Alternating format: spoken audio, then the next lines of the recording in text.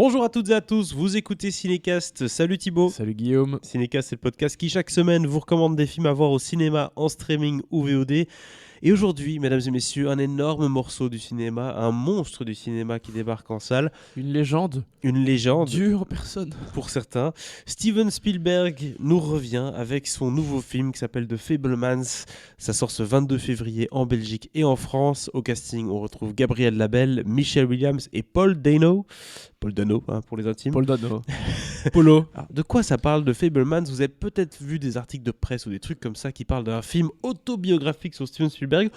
On n'en est pas loin du tout. C'est concrètement son enfance. Oh bah, à mon avis, à 85-90%, c'est la vérité. Ils ont changé des noms, ils ont changé éventuellement pas grand-chose. Ils ont peut-être romancé, ils l'ont rendu plus beau peut-être aussi. C'est peut-être ça. Lui-même l'avoue. Il a choisi un acteur un peu plus joli que lui quand il était jeune. Ah, ça, peut-être. Alors, de quoi ça parle? Ça parle de Sammy Fabelman, vous remplacez par Steven Spielberg, qui passe son temps... Mais d'ailleurs, dis-moi. Déjà, petite parenthèse, en fait, le nom juif de Spielberg, parce qu'il vient d'une famille juive, c'est Shmuel. Shmuel, pour nous, l'équivalent, c'est Samuel. Samuel, Samy, voilà. Voilà, tout est lié. Fabelman, qui passe son temps à filmer sa famille. Il est encouragé dans cette voie par sa mère, qui s'appelle Mitzi, qui est dotée d'un tempérament artistique et qui est un peu particulier. On va en parler pendant la critique. Son père, Burt, qui lui est un scientifique accompli, qui travaille dans l'informatique, qui est vraiment très méticuleux. Voilà, il voit le cinéma comme un passe-temps, comme beaucoup de gens. C'est un hobby, c'est pas un métier. Voilà, et au fil des années, Sammy, à force de pointer sa caméra sur ses parents, sa sœur, est devenu vraiment le documentariste de la famille, et pas que, des scouts aussi de son école. Et il va un jour tomber sur quelque chose en faisant ses petits coupages dans sa chambre. Oui. Un élément qui va perturber sa vie de jeune enfant et la vie de famille, tout simplement. Je propose qu'on n'en dise pas plus et qu'on regarde un extrait de la bande-annonce.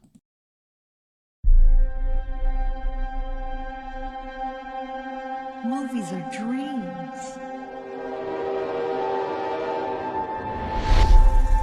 That you never forget.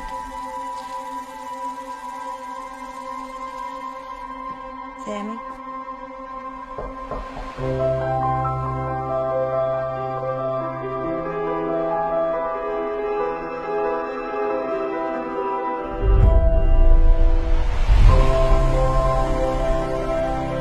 The lights change how everything looks. It's hard to find our house. Ours is the dark house with no lights. In this family, it's the scientists versus the artists. Sammy's on my team, takes after me.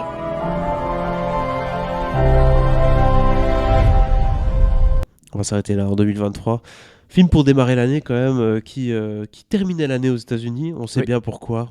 Sur la sellette pour les Oscars, on va dire ça comme ça. Et oui, clairement, c'est un film qui a sa place dans cette liste, cette shortlist des meilleurs films de l'année pour les Américains. Forcément pour nous, il va falloir attendre fin 2023 pour savoir si ça reste au classement. On va en parler tout de suite. Thibaut, qu'est-ce que tu as pensé du film et de son sujet déjà de base? On peut commencer par ça. Alors, ça fait un moment qu'on sait que Spielberg est intéressé par le fait de raconter sa vie, en tout cas son enfance, cette partie de sa vie. Et quand il s'est finalement décidé... avec son co-scénariste, en fait, c'est avec Tony Kushner, qui était déjà le scénariste de Munich, d'un autre film, je ne sais plus lequel, et de West Side Story. C'est sur West Side Story, pardon. C'est chiant à enchaîner les mots. Que Spielberg s'est vraiment livré à Kushner et qui lui dit voilà, j'ai envie de parler de ça. Préparation de Side Story, Covid et tout, donc des zooms, tout le bazar. Il s'est dit voilà, je vais enfin franchir ce pas. Sa mère était déjà décédée un petit peu 2-3 ans auparavant. Son père est décédé la même année, je sais pas si c'était avant ou après la décision. Son père avait plus de 100 ans quand même quand il est mort, donc voilà. Respect. Il les a connus longtemps. Il s'est enfin décidé pour le faire. Et ça n'a pas été simple, je pense, parce que dire, que ne pas dire. Et surtout, en fait, il raconte effectivement un secret qu'il a gardé pendant des années, et à propos duquel il a même potentiellement un peu menti pendant des années. C'est-à-dire que, on sait que ses parents ont divorcé. Rien. Ses parents ont divorcé quand il était assez jeune. Et la relation de ses parents est un des sujets principaux du film. De toute sa filmo d'ailleurs. De toute sa filmo, bien sûr, on va y revenir. Mais Mais il en parlait d'ailleurs lui-même dans un super documentaire qui a été fait par HBO il y a quelques années. Il disait que voilà, en gros, son père était parti, il en a voulu pendant des années à son père, alors qu'en fait, sa mère trompait son père avec son meilleur ami, à lui, pas à elle. Tout à fait. Voilà, donc ça c'est connu depuis très longtemps. Et effectivement, Spielberg va nous dire qu'il savait d'autres choses que ce qu'il en a dit pendant 40 ans. Voilà, pour Exactement. faire simple. Il vide son sac, entre guillemets. Il vide son sac, mais de quelle façon ? Ouais. Parce Alors- qu'il le fait lors d'une séquence qui est incroyable, une des plus belles du film. Il y en a Mais beaucoup. On va revenir dessus plus tard après. Il y en a beaucoup des très belles séquences Oui, dans ce film. oui, oui. On sent toute l'émotion. Hein, Mais- Parce que je pars déjà un peu dans tous les sens. Vas-y. Tu me demandais ce que je pensais du film. J'avais un peu peur au départ de voir un, entre guillemets, petit film de Spielberg. Tu vois, un truc Oui. forcément plus intime, plus personnel. Et donc, voilà, un beau petit film de Spielberg. Et en fait, The Fabelmans, c'est pas du tout un beau petit film de Spielberg. C'est une œuvre magistrale. Oui. Alors, évidemment, la difficulté avec ce film, c'était de faire en sorte qu'il parle à tout le monde. Exactement. Enfin, difficulté, oui et non. C'est-à-dire qu'il fallait pas faire un film pour les aficionados de Spielberg, pour ceux qui connaissent sa vie personnelle, etc. Ou uniquement les cinéphiles. Voilà, exactement. Il fallait que ça fonctionne en tant que film, Bien sûr. indépendamment de tout le reste. Et du coup, qu'est-ce qu'il a pris comme thème ? La famille, je vous mets dans le mille. Mais bien sûr, parce que en même temps, à partir du moment où il Bien sûr. choisit de parler de sa vie, Oui. il était impensable de ne pas parler de sa famille. Mais c'est ce qu'il fait de mieux. Et bien aujourd'hui, sûr. si on me demande de citer un réalisateur qui traite le sujet de la famille bien, je crois que en tête de liste, j'ai Steven Spielberg. Bah, Et bien donc, sûr. même si ces films ne parlent pas toujours de famille, je pense à E.T., ça parle quand même d'un extraterrestre. Bah non, en fait, ça parle clairement de famille. Et donc, dans toute sa filmo, il revient avec ce sujet-là. Ici, forcément, il assume plein pot, hein, ça c'est évident. Mais quand même, le film va te parler de plein d'autres choses. Va te parler du pardon, de la compréhension, Ouais. du fait de devenir un peu plus mûr, du fait de forcément se battre contre des idées préconçues. La vision du père qui est très voilà, technique. Ouais, non, il faut pas faire ça, il faut devenir ingénieur. La mère qui est beaucoup plus dans les étoiles. Et donc, c'est cette dualité qu'on a souvent connue parfois à la maison. Souvent, tu sais, les discussions, qu'est-ce que tu veux faire plus tard ? J'ai envie de faire ça, oh, t'es sûr, ça gagne pas d'argent, ça. Voilà, tous les trucs comme ça, c'est des discussions qu'on peut tous avoir connues. Et là, il met ça dans le film et il met plein de choses. Enfin, c'est un film qui est dingue. Je m'attendais à avoir un film un peu pro de cinéma. Regardez-nous, on fait des films et on sauve le cinéma et c'est grâce à nous que tu vois, parce que c'est aussi ça. Le film, c'est aussi une lettre d'amour au 7e art, une manière un peu de dire regardez toutes les émotions que ça procure, regardez sûr. tout ce que ça fait. On peut pas laisser tomber tout ça. C'est aussi en sous-texte du film, clairement.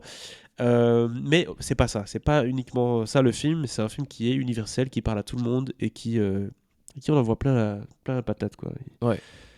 Il a pas lésiné sur les moyens, hein, clairement. Non, parce que déjà, il montre rien que l'émotion que lui a ressentie enfant quand ses parents l'ont emmené voir un film pour la première fois, l'ont emmené pour la première fois au cinéma. Ouais. Déjà, rien que cette scène, elle est incroyable. Donc, il voit The Greatest Show On Earth. Qui est peut-être le premier blockbuster de tous les temps, j'ai envie de dire. Hein. C'est Alors- de par ses effets spéciaux, de par son côté c'est box un film- office. C'est un film grand spectacle, Oui. c'est sûr. Et donc, où il y a le crash, le déraillement d'un train qui a été vraiment un choc, un vrai choc, pour qu'il a l'époque. voulu recréer parce qu'il comprenait pas très bien ce qui se passait en fait, qu'il a voulu recréer chez lui. Sa mère lui a acheté une caméra 8 mm, 8 mm et son père lui a acheté un petit train électrique et voilà, il a recréé quelque part Il l'a cassé très vite. cet accident de train.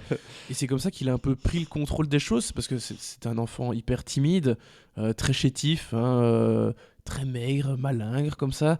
Donc c'est pas le mec c'est pas le mec cool de l'école, Non. a priori. Et souvent, les gens qui sont pas cool à la base vont trouver un moyen de devenir cool. Exactement. L'humour ou quelque chose comme Exactement. ça. Voilà. Et là, lui, forcément, il va devenir populaire parce que c'est le type qui manie bien la caméra et peu importe ce qu'il fait, en fait, ça donne un résultat assez Ça incroyable. donne bien et ça met les autres en valeur, bien sûr. Bien sûr. Et donc c'est comme ça que au scout ou même à L'école de à la volley, haute- enfin oui, au gars high qui school, font du au volleyball. lycée. Ouais. Même avec les types qu'il aime pas, Les sportifs. il va quand même avoir une certaine cote. Voilà. Et c'est pas le seul sujet. Enfin voilà, le cinéma c'est un des sujets. C'est ça. Mais c'est une façon de parler de tant d'autres choses aussi. De parler de l'antisémitisme. À l'époque, Spielberg vivait très mal le fait d'être juif. Hein. Je vais pas dire qu'il était pas dans le délire, mais oui, ça le faisait chier. Ils étaient différents, euh, un peu rejetés, moqués, donc notamment dans sa période lycée. Il parle de ça très bien. Il y a une super belle scène qui, elle, pour le coup, n'est pas vraie. C'est pas inspiré de la réalité. Une super belle scène avec son grand-père où il a une conversation dans sa chambre. Très chouette scène où justement là, ça parle notamment de ce sujet-là. Et ça, c'est donc une scène inventée parce que quasiment tout le reste est vrai. Il y a Forcément, c'est un scénario, c'est un film, donc ils doivent un peu ajuster les angles et faire en sorte qu'il y ait Oui. une trame, il y a quelque chose de vraiment consistant. Mais au-delà de ça, on sent que c'est riche en vécu Ouais. ce film et que Oui. ça transpire Spielberg. quoi. Ils ont eu un singe comme animal de compagnie. C'est véridique aussi. Ouais. Il y a des trucs qui sortent, tu te dis, mais enfin, c'est pas possible. Bon, après, c'était les années 60, 70. Oui. C'est pas la même chose. Il n'y a pas de ceinture de sécurité dans les voitures, par exemple. Non. Non, mais c'est un film qui est vraiment incroyable, qui m'a énormément touché parce que vraiment tous les sujets, peu importe ce dont il parle, que ce soit le cinéma, que ce soit sa relation avec son père, avec sa mère, qui sont deux personnages complètement opposés. Il y en a un, c'est la force tranquille, un peu pépère. L'autre, elle est déjantée, elle est folle. Oh, mais il est exigeant. C'est le hein. cinquième enfant de la famille, en fait, la mère. Hein, Ouais. il y a un adulte et 5 enfants. Et les 3 sœurs de Spielberg, Steven forcément, et sa mère qui était vraiment une gamine, une vraie gamine. Qui vivait la vie légèrement. Et on va puis dire ça comme ça. le fameux meilleur ami qui va un peu semer la zizanie parce qu'il était là tout le temps. Incarné par Seth Rogen, qui lui est le petit comique, forcément Seth Rogen, Oui. et qui est parfait en contrebalancier de Paul Dano. hein, Oui, mais voilà. alors tous les comédiens sont exceptionnels, vraiment.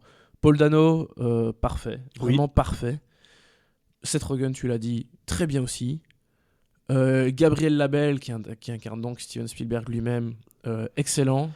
Mais celle sur laquelle j'ai envie de m'attarder, c'est vraiment Michelle Williams, parce que, alors, j'ai absolument pas la prétention de dire que je connais les parents de Spielberg, etc. Si, ils évidemment. sont venus manger il y a Mais, quelques années. Mais pour les avoir déjà vus parler dans des documentaires, etc., ou les avoir vus en photo, c'est absolument frappant la ressemblance de Michelle Williams avec la mère de Spielberg sur certains plans. Vraiment, c'est dingo, quoi. J'ai halluciné. Elle-même le disait que quand les scènes étaient terminées, il oubliait de dire couper parce qu'il était en train de pleurer. Et donc Je suis pas étonné. il voyait sa mère à l'écran, quoi, en gros. Donc il était là, Bah oula, ouais. c'est difficile. Donc voilà, sujet très personnel, mais il arrive à en faire un film qui n'est pas justement personnel, qui parle à tout le monde. Non, et ça, c'est vraiment très universel dans ses thématiques. Et ça, c'est fort. C'est du grand spectacle et très très intimiste aussi. La façon dont il parle du cinéma, c'est très très fort. Il y a une séquence, tout le monde en parle, à la blow-up d'Antonioni, Il n'y a pas que ça. qui est magnifique. Il y a la rencontre avec John Ford, qui est la dernière Oui. scène du film, incarnée par David Lynch, qui donc, c'est un caméo, c'est une scène qui est géniale. Oui. Se dire que Spielberg a vécu ça à 15 ans avec un des plus grands réalisateurs de l'histoire du Qui lui a donné cinéma. un conseil quand même. Qui lui a donné un conseil. Cette scène est vraiment génialissime. Le dernier Ouais. plan, magnifique. Ouais. Bref, si vous aimez le cinéma, si vous aimez les émotions, si vous aimez qu'on vous parle de la famille, de plein de sujets légers, moins légers, si vous aimez les esthétiques des années 60, 70. Et si vous voulez transmettre ça avec des enfants, Oui. je veux dire forcément un enfant tout petit, c'est pas pour lui, mais je veux dire des jeunes enfants, jeunes 12 ans ou quoi que ce soit, c'est un beau film sur justement la compréhension du rapport familial, parce que la déconstruction du mythe des parents, Oui, très oui, important bien hein, sûr. quand on est enfant, on voit tous nos parents comme des dieux, et puis plus on grandit, plus on se rend compte que c'est des humains comme nous, avec Ouais. leurs défauts et tout, et parfois ça peut faire du mal. Et ici c'est exactement le cas avec Steven Ouais. dans le film, enfin Samy. Et en plus, une grande partition encore de John Williams au top. Voilà, John Williams ne va plus rien composer, sauf Spielberg. Voilà, il veut, C'est son il veut poteau. bien continuer de composer les films de Steven Spielberg. Donc merci pour ça, John Williams. D'ailleurs, Spielberg est en train de préparer un docu sur John Williams. On a hâte, hein, évidemment. Qui de mieux placé que Spielberg pour faire un docu sur John Williams. Donc c'est parfait. C'est Mais clair. non, voilà. Nous n'avons pas eu ce petit film intimiste sur le cinéma auquel je pensais que nous allions avoir droit. Non. Nous avons eu une magnifique œuvre sur le cinéma. Très, très, très, très, très touchante. Fresque, je dirais Pleine même. d'émotions. Oui, Oui. quelque part, on peut dire ça. Magnifiquement bien écrite, magnifiquement bien Alors, réalisée. Ça, c'est la dernière évidemment. chose quand même. Tu sens que c'est le boss, quoi. Ah, Parce que mais oui. parce que y a des scènes qui sont basiques, tu vois, une bête scène de déjeuner ou une scène vraiment des scènes banales, quoi, tu vois, que tu pourrais voir dans n'importe quel film français ou américain, où on va te tourner le truc, chant contre chant, un petit travelling, juste pour faire semblant. Et là, le mec, il te fait 14 plans différents, des trucs qui passent dans la tasse. Enfin, Mais il n'y a pas forcément Il toujours s'amuse. une multiplication des plans, mais tu vois que C'est oui, toujours il te précis. raconte une scène pas comme les autres, quoi. efficace, précis. Tu sens que les Ouais, ouais. mouvements, même la scène où il reproduit le petit train mécanique, Mhm. la manière de filmer l'explosion du train ou quoi que ce soit, alors que c'est un train mécanique, hein, ça coûte pas très cher de faire un train mécanique, et ben c'est filmé comme un truc de blockbuster et ça te donne l'impression que le truc est immense alors qu'en fait c'est tout bête. Et donc Ouais, tu te ouais, dis, bien le sûr. mec il est fort quoi, parce que tu donnes le même budget à quelqu'un d'autre, il est pas capable de faire la même chose. En fait. Non, c'est sûr. Et donc C'est sûr. voilà, c'est Steven. Voilà. Il va nous manquer un jour à lui. Ne m'en parle pas. Je serais dévasté. Mais Très bon. bien. Écoutez, qu'est-ce qu'on donne du coup comme note à ce film, Thibaut? L'infini des étoiles. C'est le meilleur film de Steven Spielberg? Alors, non. Mais ça peut être un film somme, En hein. tout cas, c'est pas celui que je préfère. Il y en a plein d'autres que je préfère, mais je pense que c'est un de ceux qui va le plus rester aussi. Un jour, il va rejoindre son panthéon C'est un film testament, ça c'est clair. parce que Entre autres. c'est vraiment exceptionnel ce qu'il a fait. Donc oui, évidemment, 4,5. 4,5 pour The Fablemans. Je l'ai pas encore revu. Ça fait 2-3 mois que je l'ai vu là. Je l'ai pas encore revu. J'ai hâte. Vraiment, j'ai hâte. Je comprends bien. 4 étoiles et demie pour The Fablemans. N'hésitez pas à nous dire un peu dans les commentaires ce que vous avez pensé de ce film. C'est sans doute la plus grosse note qu'on a donnée dans Cinécast presque ever. On a déjà donné du 5, je pense, non?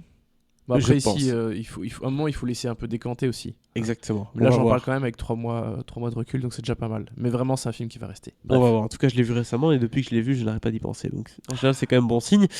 J'aime bien 4 quand tu parles étoiles. bien de Spielberg comme 4 bon, en général, j'ai jamais parlé mal de Spielberg. Non, c'est hein. vrai, mais Il j'aime a- bien quand t'en parles bien. À part s'il a fait Do You Saint-Tropez, mais c'est pas le cas. Non. Alors, 4 étoiles et demie pour The Fablemans. N'hésitez pas du coup à nous dire ce que vous avez pensé du film dans les commentaires et abonnez-vous au podcast sur la plateforme de votre choix. On vous parlera bientôt d'autres films, peut-être de moindre qualité, on verra.